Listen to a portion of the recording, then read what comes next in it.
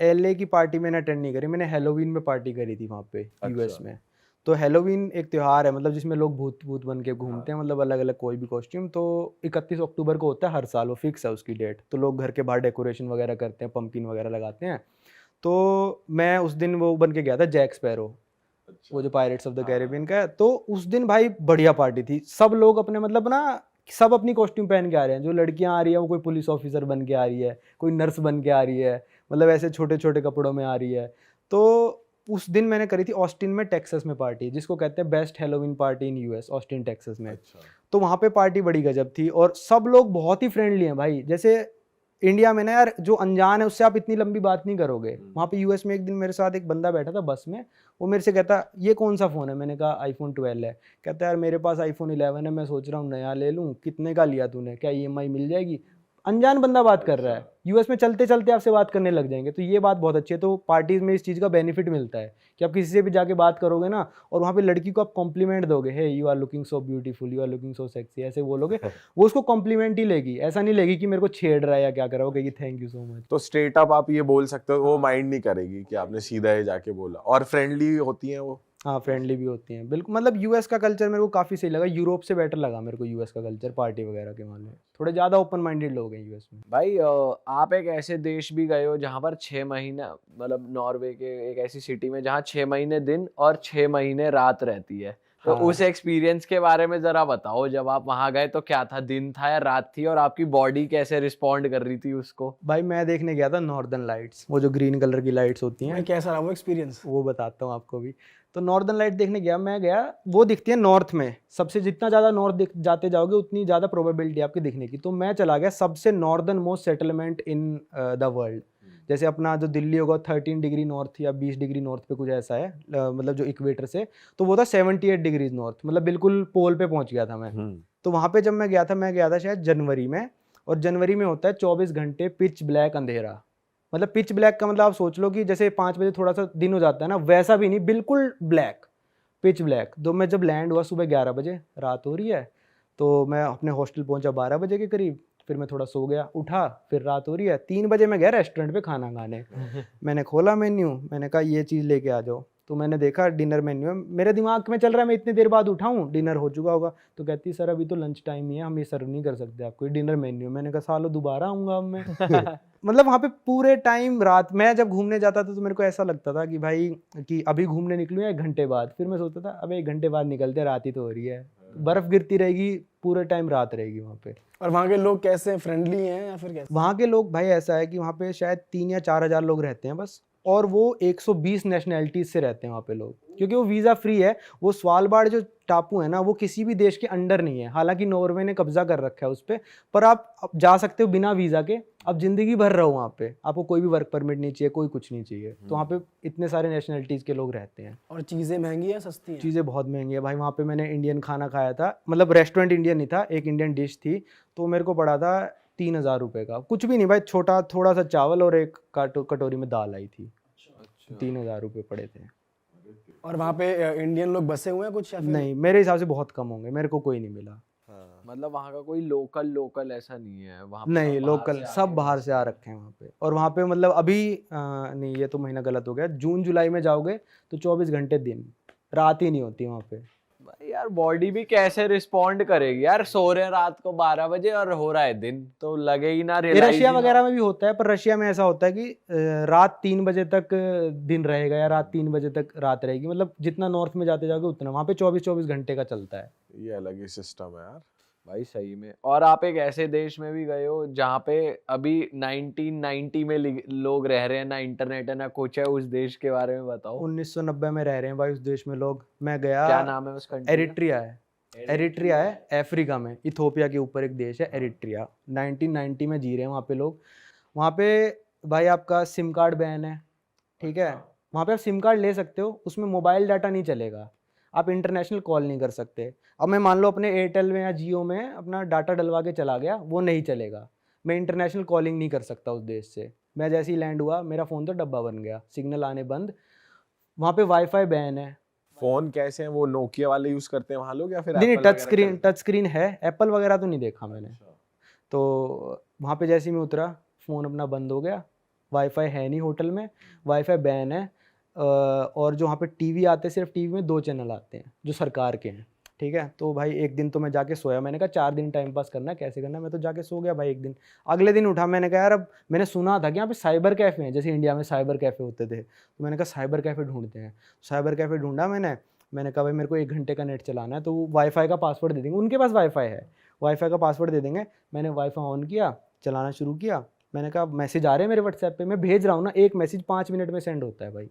मतलब वहाँ पे स्पीड है 5 KB पर सेकेंड, 10 KB पर सेकेंड, 15 KB। तो आप जहाँ वहाँ पे होटल वगैरह में रह रहे थे वहाँ भी वाईफाई नहीं था, सिर्फ साइबर कैफे? सिर्फ साइबर कैफे लाइसेंस वाले, क्योंकि वो सब ट्रैक करते हैं ना मैं क्या चला रहा हूँ, क्योंकि वहाँ डिक्टेटरशिप है। अच्छा। हाँ, तो वहाँ पे सब लोग ज़्यादातर आपको मिलेंगे साइकिल पे घूमते हुए, क्योंकि 1990 से अभी तक वहाँ पे एक भी गाड़ी इंपोर्ट नहीं हुई है, इंपोर्ट बैन है वहाँ पे। वहाँ पे जितने भी वहाँ पे ऐसे हैं गेमिंग पार्लर, जैसे यहाँ पे नहीं होते थे कि हम गेम खेल रहे हैं जाके साइबर कैफे में, तो उन्होंने PS5 PS4 मंगवा रखे हैं, पर अपने परिवार वालों से जो बाहर रहते हैं उनको पैसे दे दिए $500, भाई मेरा अगली बार आए PS5 ले आइयो। अब उस PS5 पे 1 घंटा गेम खिलाते हैं, वो किराए पे देते हैं उसको। ये बना रखी है सोर्स ऑफ इनकम। हाँ, ये सोर्स ऑफ इनकम है उनकी। वैसे कितना कमाते हैं वहाँ लोग, भाई आप वहाँ बता? पे महीने में $40-50 बस। अरे तेरी। वो इस उसमें जी रहे, क्योंकि यार देखो बात ये है कि उन्होंने कभी यूट्यूब देखा ही नहीं ना क्या होता है। उनके परिवारजन आके बताते हैं कि भाई ऐसा ऐसा यूट्यूब है, पर वो जा ही नहीं सकते बाहर, उनका पासपोर्ट नहीं बनाती सरकार, वो जाएंगे बाहर वापस ही नहीं आएंगे ना।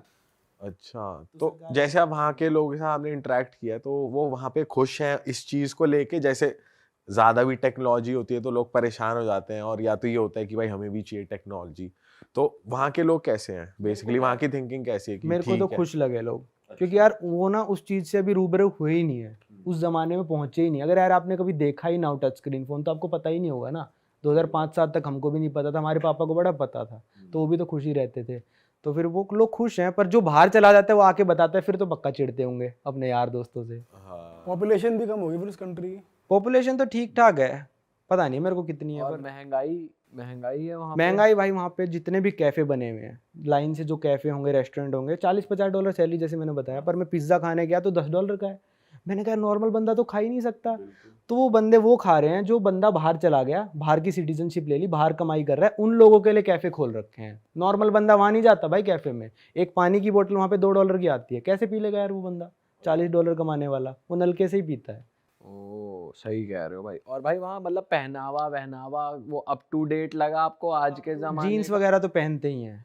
हाँ, आज के ज़माने मतलब थोड़ा तो बाहर से हो गया अब लिंक, क्योंकि वो परिवारजन बाहर चले गए ना उनके, तो कोई ना कोई जाता है आता है तो फैशन उसको नॉर्थ कोरिया वो कहते हैं अफ्रीका, इतनी स्ट्रिक्टनेस है वहाँ पे।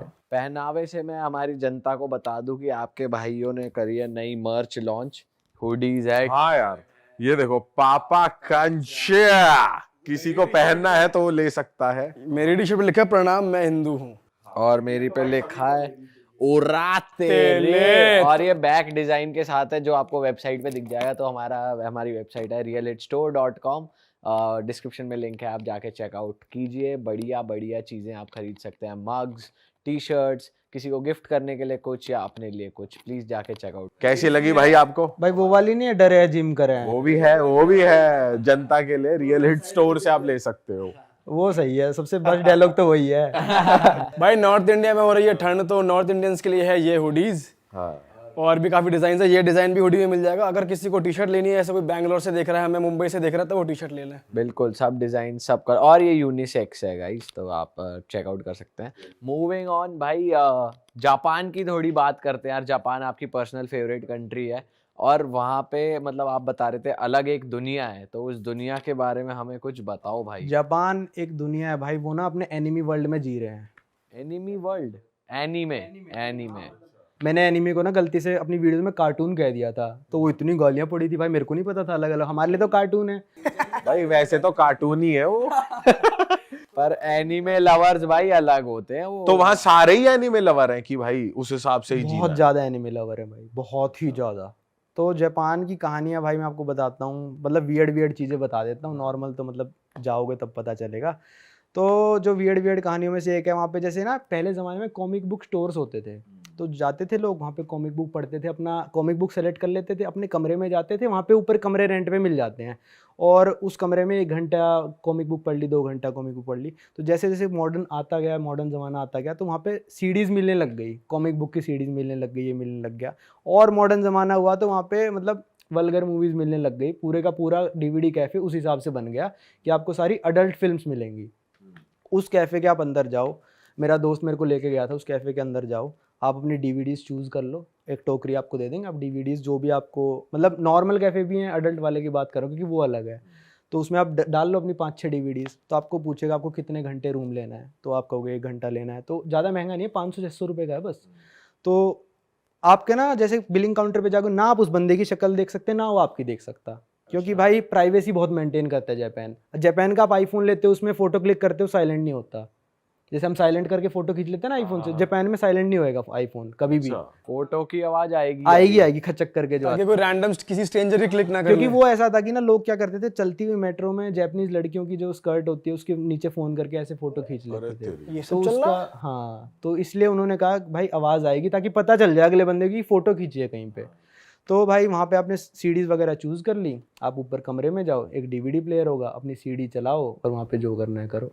जो करना है करो, कुछ भी, मतलब वहाँ पे मतलब लड़कियां भी होती हैं? नहीं, मास्टरबेट कर सकते हो आप। लड़कियाँ नहीं होती, अपना काम खुद ही करना।